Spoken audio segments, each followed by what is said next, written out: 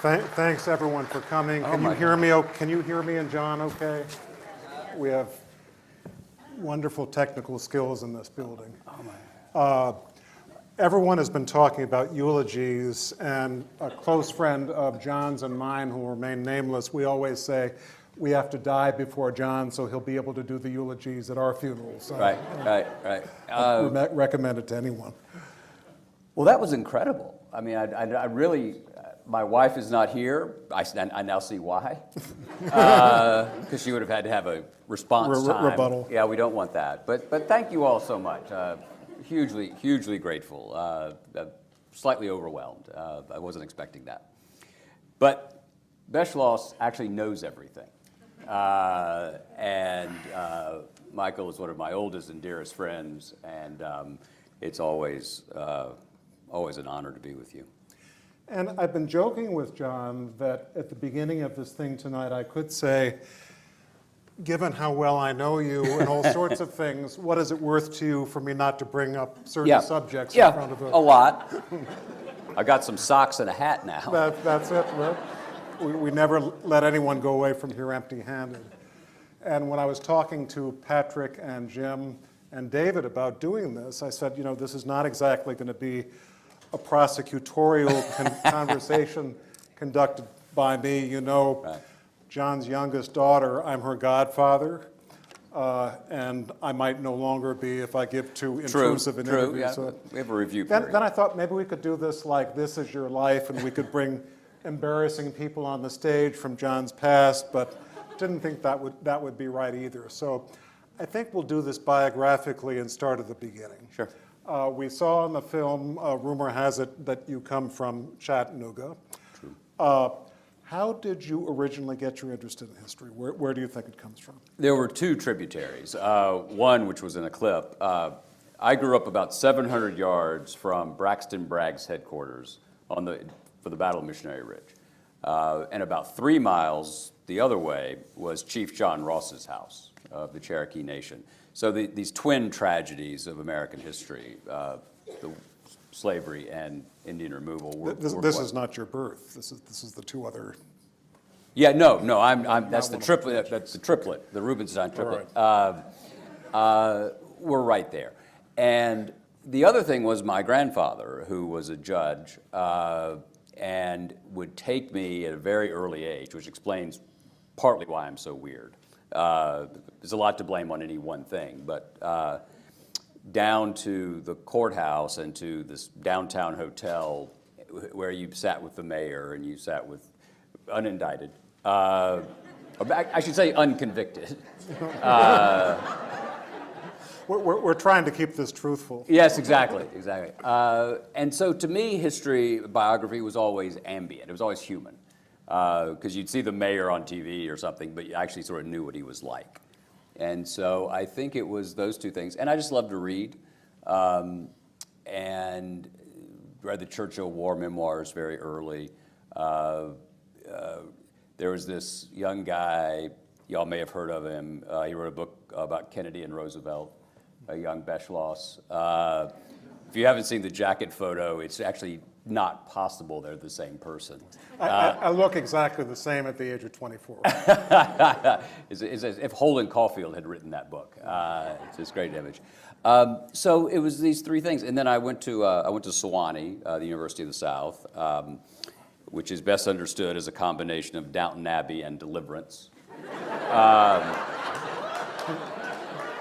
So, care to tell us in what respects? No, I don't. But I appreciate your follow-up, though.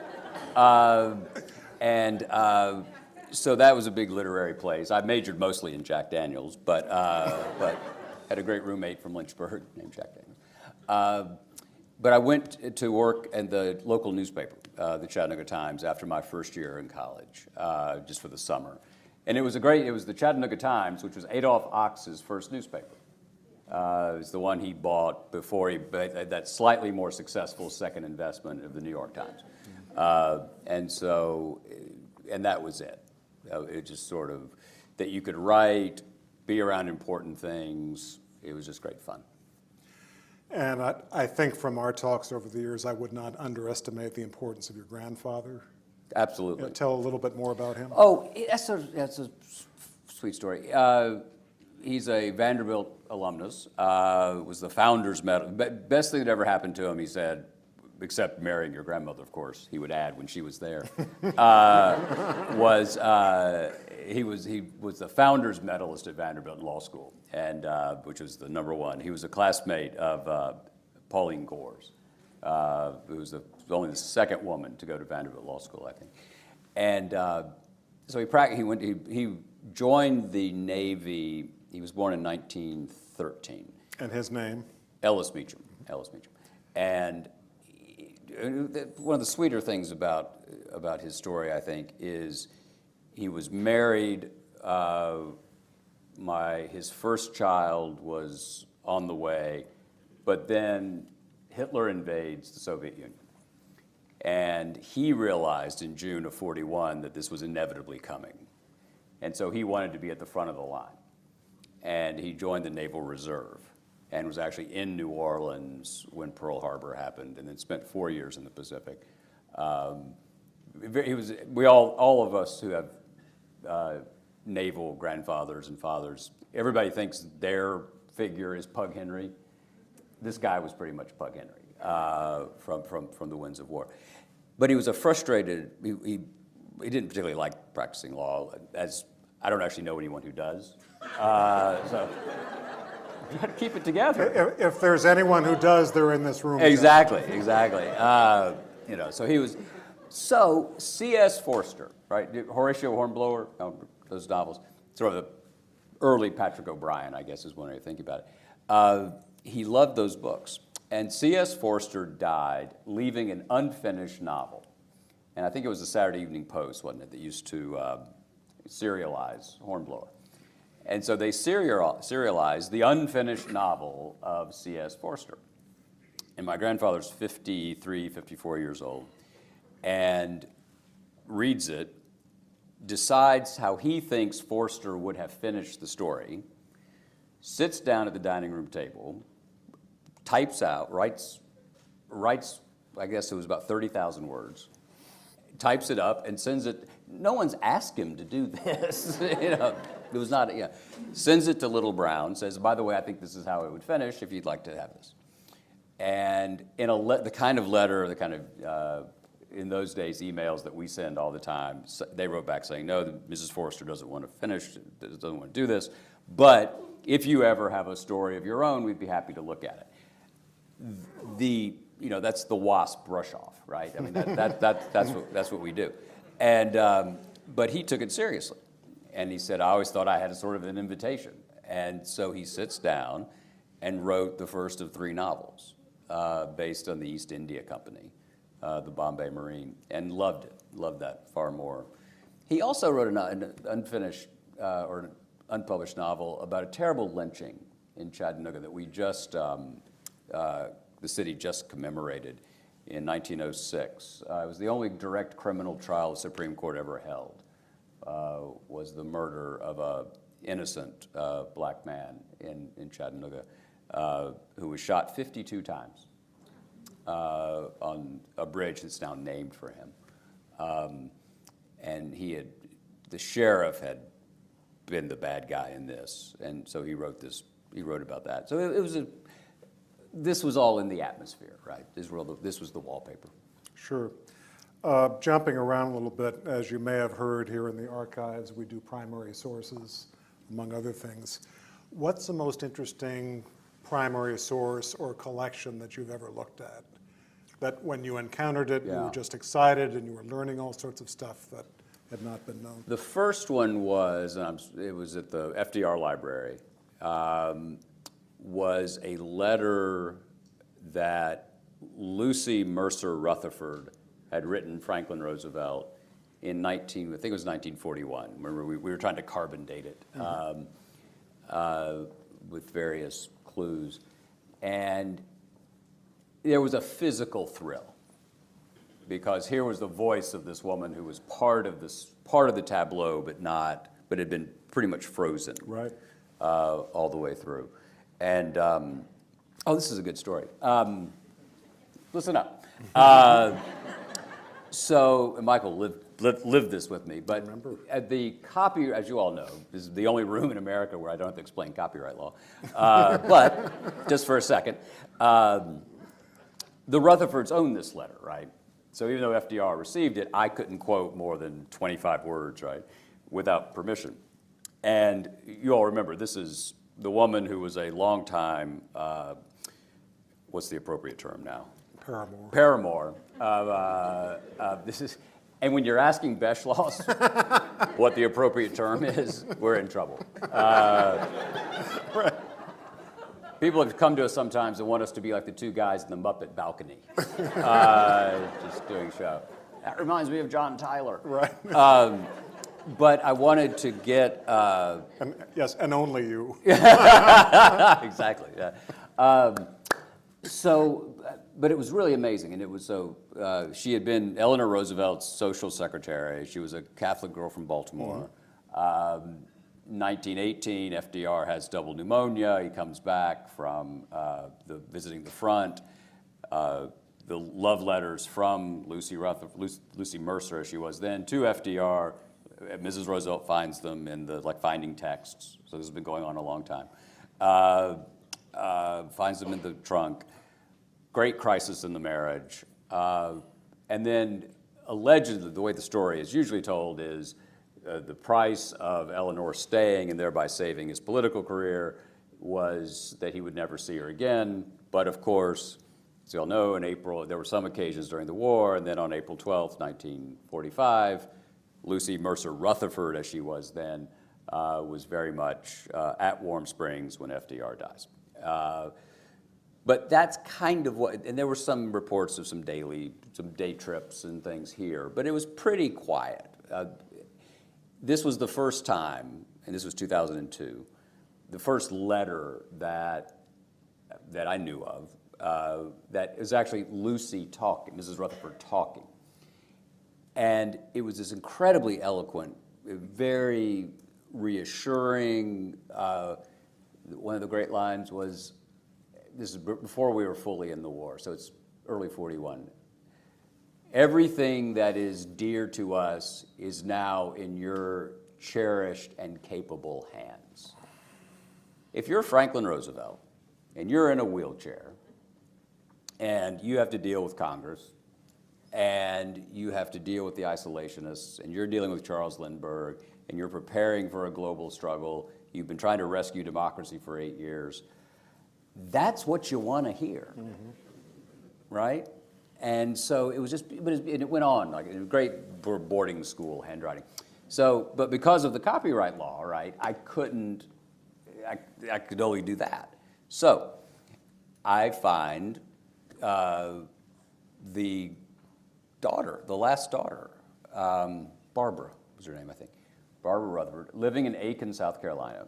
And I called her up and I said, I have found a letter of your mother's. And in a voice that would chill anyone, she says, where? I said, this is not going to go hugely well. But I said, well, in the FDR library, ma'am, and because she's in South Carolina, I'm dropping every G. I'm, I got to get my grits, and then I can read you the letter. I was doing everything I could, everything. So finally, I realized, and this is where sort of being in journalism and doing this have fed each other. I just said, may I come see you, ma'am? Because I wanted to see her, first of all. And I just said, I'd like to come and show you this and explain it. And she said yes. And so I remember being in Tennessee and then driving to Aiken. And in this house that was a little like Arsenic and Old Lace meets horse country, right? So, big house. And I start to read it. I said, let me just read this to you, ma'am. And I'm reading it. And I hear her crying. And she said, of course you can use that letter. I have just heard my mother's voice again. Oh, sweet. That's why your support for this is so important, is it makes things like that possible. It shed light on the human dimension of the most important war president, as Ken was saying, the greatest cataclysm World War I, with the possible exception of the Passion and Crucifixion of Jesus, is the largest event in human history. A war that starts with what we were 14th in the world, and it ends when we get the capacity to end all human life. Pretty big, right? And so that was a document in the system that shed genuine light. That's one. The other is just having the audio diary of George H.W. Bush. He didn't write a diary, he talked. And it's like, as Dana Carvey said, it's like Mr. Rogers trying to be John Wayne, you know. George Mitchell's pissing me off. You know, I told Barr not to say, anyway. So, and being able, he often would, as you know, he would record early in the morning or late at night, sometimes on Marine One, sometimes on Air Force One. So sometimes there are engines going. You could often hear a little clink of ice. I'm sure it was Dr. Pepper at night.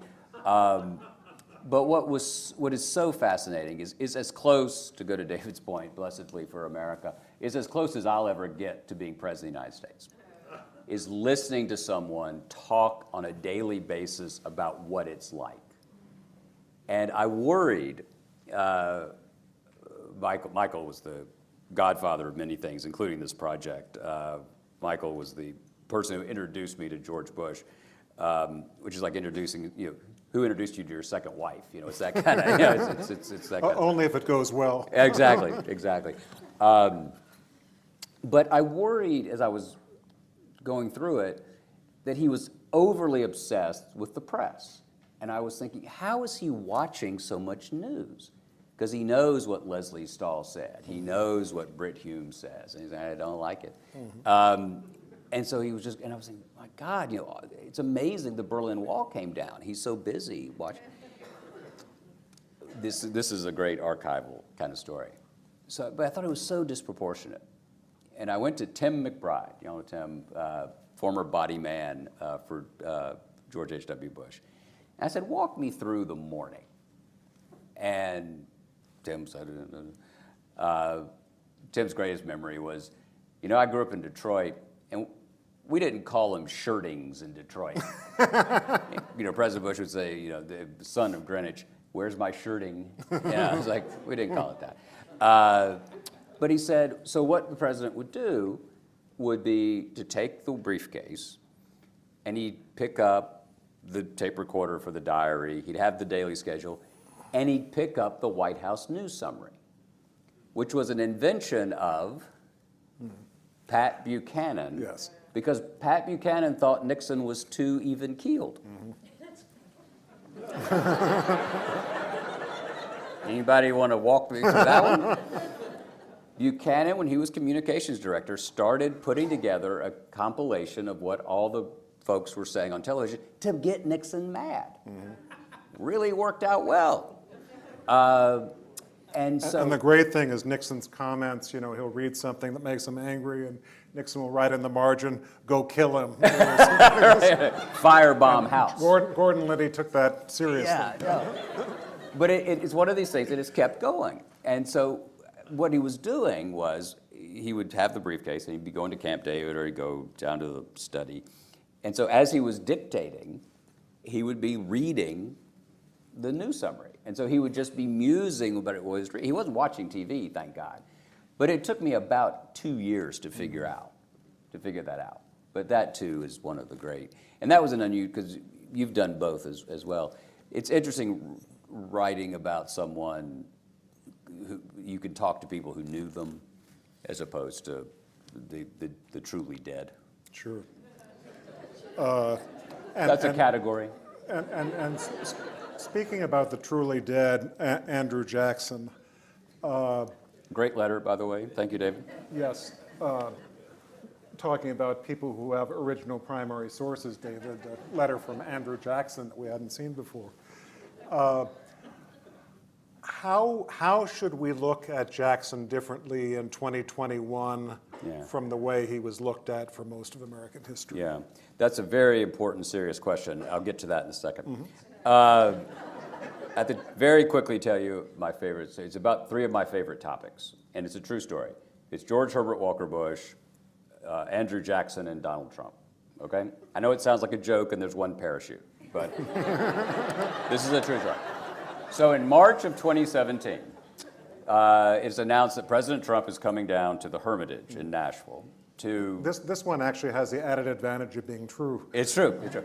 So he's coming down and he's going to embrace Jackson. And so I'm sitting at home and I think I should do something about this. So I write an open letter to the president saying, "Dear Mr. President, delighted you're embracing history, but if you're going to do it, if you're going to embrace Jackson, don't just embrace the crazy parts," right? And there are plenty of crazy parts, right? He says only 2 regrets were that he had not hung Henry Clay and shot his own vice president, John C. Calhoun. Nobody felt that way about their vice president until January. Anyway, so, and that's, Jackson was a unionist. He kept us together, gave us an additional 30 years to have what Lincoln would call the Mystic Chords of Memory. Wrote this piece, sent it to the local newspaper, the Tennessean in Nashville, John Siegenthaler's old paper. And they, in a very brave editorial decision, they ran it the whole front page that day was this open letter from me to Donald Trump. It had no effect whatever, of course. But the next day, I was walking into lunch, and my phone rang, and it was President Bush, Sr. And he'd spent a lot of that winter down at Methodist at Houston in the hospital. And so his staff was giving him stuff to read, and they'd given him this thing. So he called up and said, "How you doing?" I said, "I'm fine, Mr. President." He said, "I'm fine." He said, "I read your letter to Jackson." I thought, oh, shit, the old boy's lost it, right? He thinks I'm writing letters to dead people. It's a true story. I said, "Mr. President, thank you. I'm glad you're doing better. Actually, sir, that was a letter to Trump about Jackson." And without missing a beat, the old man said, "Yeah, but Jackson will pay more attention." Honest to God. And then he hung up. He had thought of the joke. He was 93 years old. He said, "See ya." Boom. That was it. So the important question you asked, Michael. So, look, my view of Jackson, which is a little bit different than Jefferson, but since David exhumed him, Jackson represents the best of us and the worst of us. And I mean us. I decline to be lectured about the moral failings of an American president for people who live on land that was appropriated from people. Right.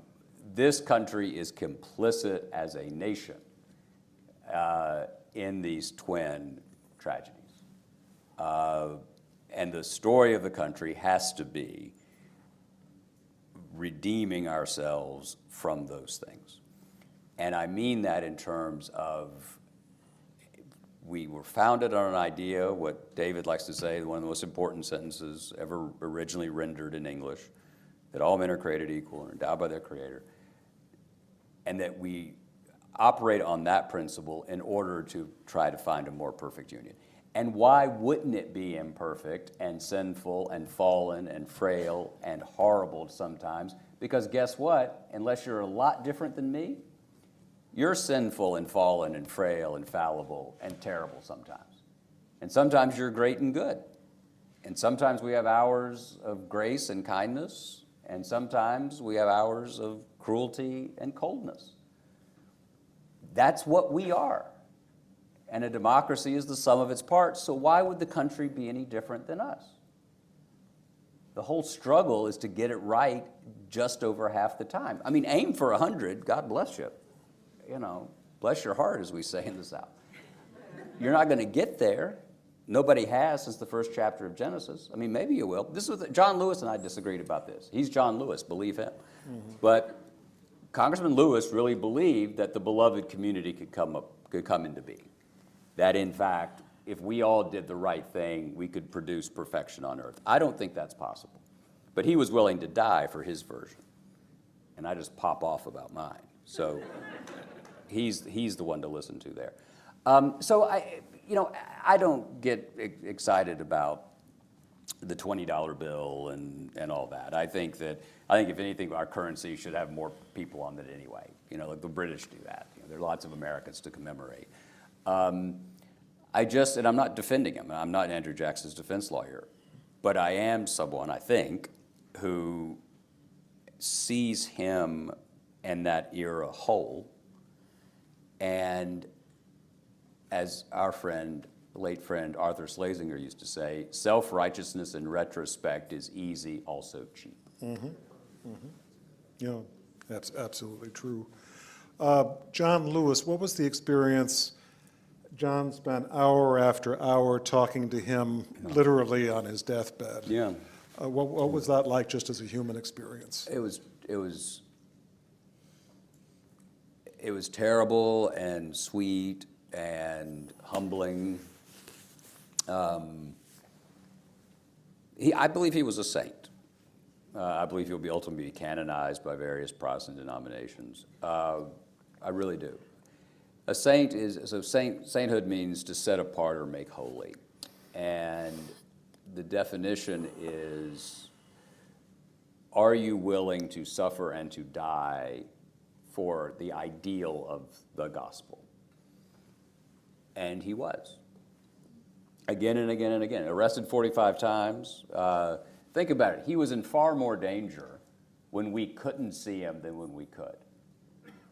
He spent 40 days in Parchman Prison in the Mississippi Delta. Faulkner called Parchman Destination Doom. And that saintliness was he never raised a fist back. What he learned in Nashville, he comes in, John's life was very biblical. His name wasn't John Lewis at first. So like Abraham, who was Abram, and Elijah, and Peter, and Mary, his name was changed when he received a different kind of work. And he grew up in Troy, Alabama, Carter's Quarters. His great-grandfather was born into enslavement. He comes to Nashville to American Baptist Theological Seminary. This burst of creativity there. James Bevel, Bernard Lafayette, C.T. Vivian, and John Lewis were in a school where there were 100 students. So 3 of those people have won the Presidential Medal of Freedom. That's a pretty good alumni letter for somebody, right?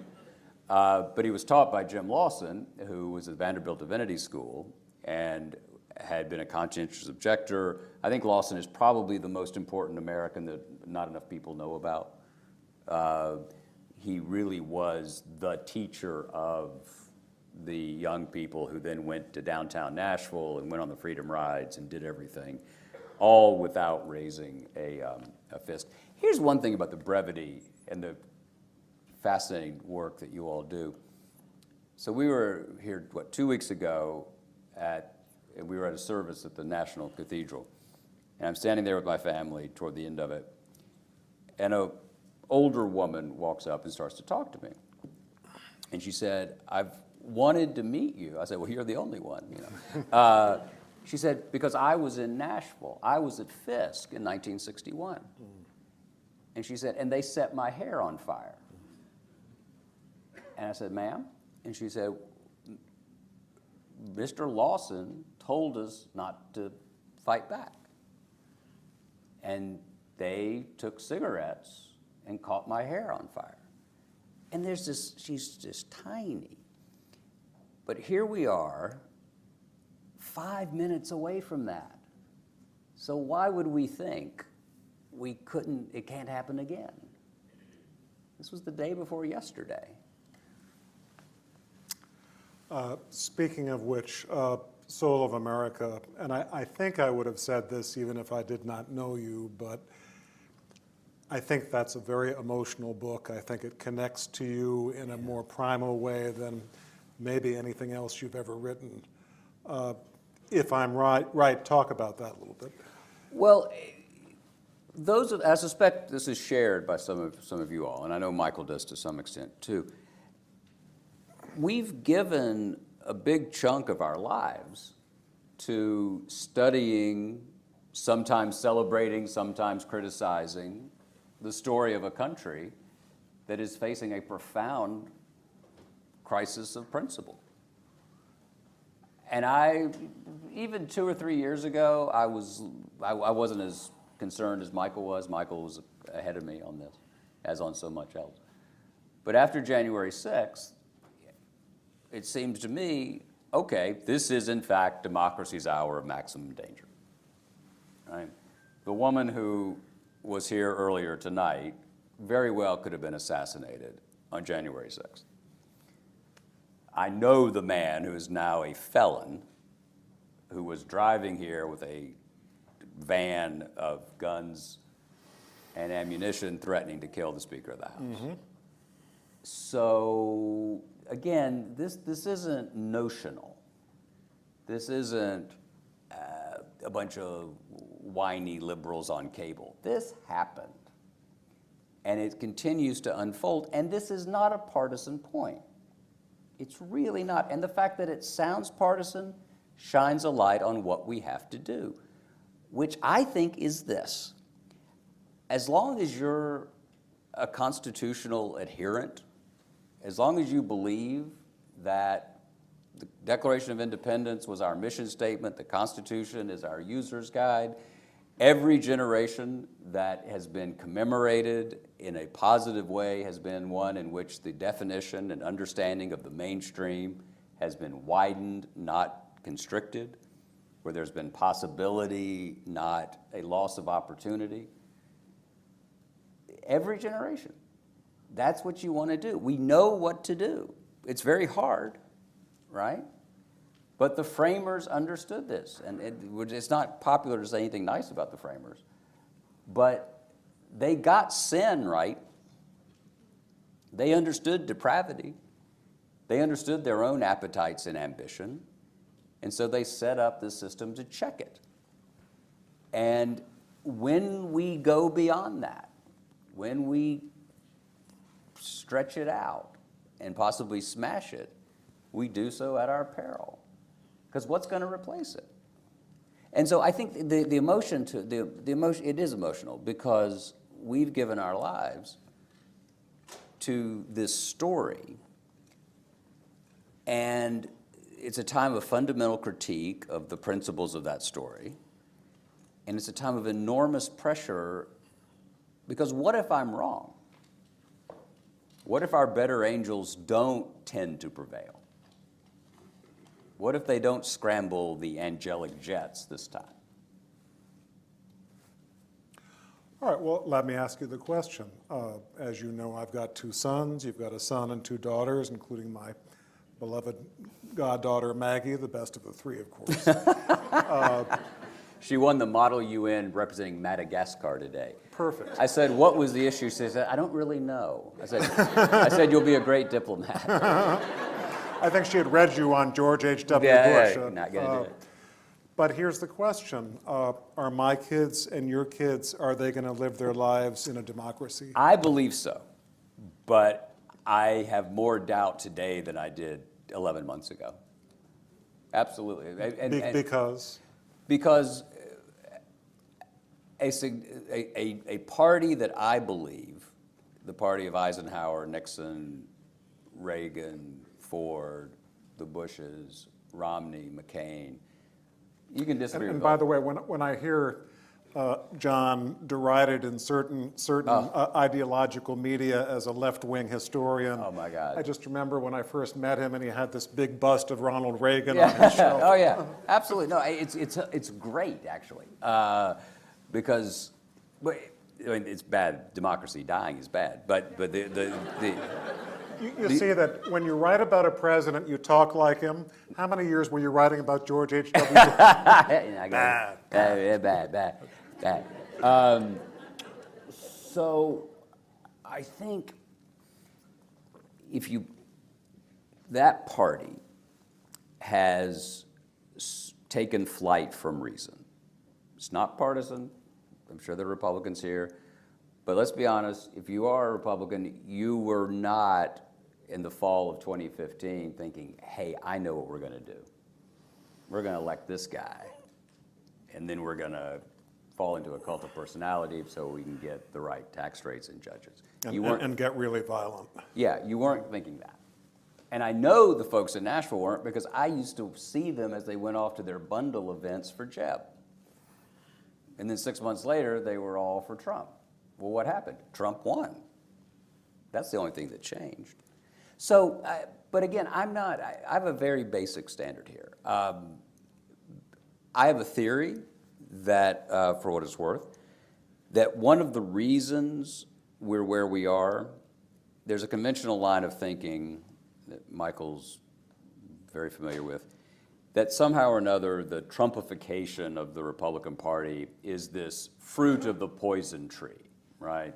That Nixon and Reagan and the Bushes, they all catered to these people, and then the patients took over, right? You know this argument. I disagree.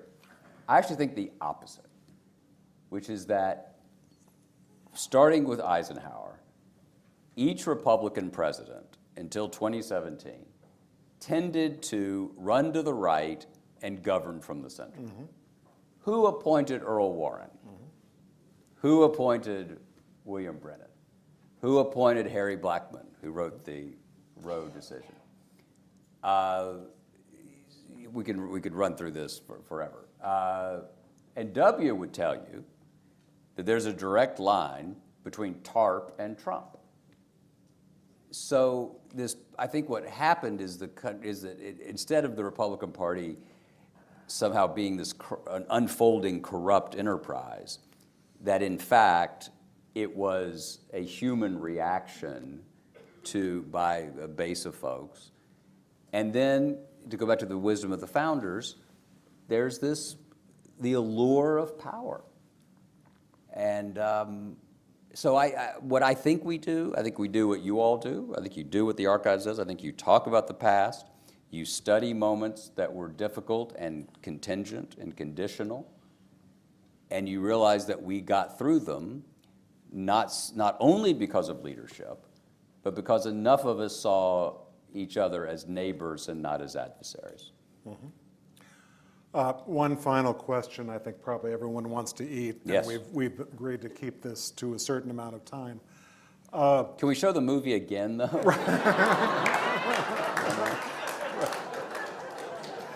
He wants to make sure that his wife Keith sees it because she won't believe it. Right? This is going to be, I'm going to have a video Christmas card with the link. So if you all get it, just click. Truer words never spoken. As you know, the Archives in our foundation does a lot with civics education and education about democracy. Do you think that one reason why a lot of people in this country seem not to be very eager to defend democracy is that the education has not been good enough and they don't know what it is and they're indifferent to it? I do, and I think, and the great news is, this is about storytelling. Robert Penn Warren has that great poem, in the century and moment of madness, tell me a story, make it a story of great distances in starlight, make it a story of deep delight. That's what history should be. And I think people don't know what we've overcome to achieve what we have. So I know, I would say this anyway, I have what I call the Lyndon Johnson test, which is in the incredibly important 8 days between Bloody Sunday and President Johnson. We just saw the speech downstairs, and the great speech of March 15th, 1965. President Johnson summons George Wallace to Washington from Alabama. And he sits him on the couch, and Wallace was a little guy, and President Johnson was the opposite. And Wallace sort of sinks down in the couch, and President Johnson looms over him and says with some colorful terms, my favorite being when President Johnson says, George, why can't you get these school boards to do? And he says, well, I can't control school boards. To which the president says, don't shit me, George Wallace. And I've always wished that one was on tape, which it was not. Oh my God. It's one of the great scenes, because here, and I do believe that this is part of what will happen if we come through this. Then he says, what do you want your tombstone to say? Do you want a scrawny little pine tombstone that says, George Wallace, he hated? Or do you want a noble stone tombstone that says, George Wallace, he built? Lyndon Johnson, in that moment, boils down to its essence a practical vision of how do we incentivize the continuation of this counterintuitive experiment in democracy. We can't just say it's the right thing to do and be on TV like we are and say, oh, if only they would do X or Y. That's not the way the world works. It'd be great if it did, but it doesn't. You have to appeal to people's incentives. Speaker Pelosi has a great line. She talks about people's equities. What are their equities? And then you tell me what their equities are, and I can do this. So what I think is we have to ask people, how do you want to be remembered? It's the portrait test. And the great thing is, when you talk to politicians about the portrait test, they can't imagine a world where they're not looking at their portrait. So that, I'm sure, Governor, that's different for you. Yeah. I understand. I know. Blanchard has little mask cards of his. So I think that's the key, is that you tell a story. Do you want to be John Lewis, or do you want to be Bull Connor? Do you want to be Lyndon Johnson, or do you want to be Andrew Johnson? Pretty straightforward. I know who I want to be, but we have to the work we have to do is we have to create an infrastructure where that question makes sense, and then people can answer it. Right now, it's pitched too high. I admit that, but that's why we have to do this, and you can do it without indoctrinating and all that. I mean, these battles are important, I know, but we can get overly distracted by, I call it the tyranny of the chyron. You know, the chyron is the caption across a cable TV screen. And the Constitution's more important than that. Well, before we go in and eat, all I would say is you can see why we are giving John the Records of Achievement Oh, I'm so Award. grateful. Thank you. Thank you. Thank you, sir. Thank you. Nice work. Thank you. Movie. You watching the movie? You want to watch the movie again?